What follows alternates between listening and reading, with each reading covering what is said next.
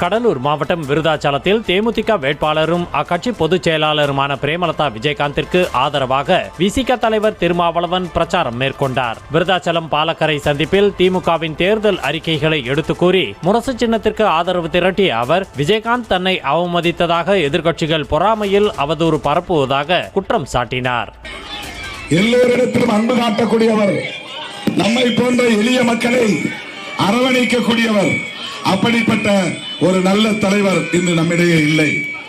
அவர் இல்லை என்றாலும் அந்த இடத்தை இட்டு நிரப்பக்கூடிய வகையில தான் ஒரு பெண்ணாக இருந்தாலும் ஆணாதிக்கம் நிறைந்த இந்த அரசியல் களத்தில் நம்மால் செயல்பட முடியுமா என்று தயங்காமல் எத்தகைய ஆதிக்கம் இருந்தாலும் அதை எதிர்கொள்ள என்னால் முடியும் என்கிற அந்த துணிச்சலோடு களத்திற்கு வந்திருக்கிற திருமதி பிரேமலதா விஜயகாந்த் அவர்களை நாம் பெருமையோடு வரவேற்க கடமைப்பட்டிருக்கிறோம்.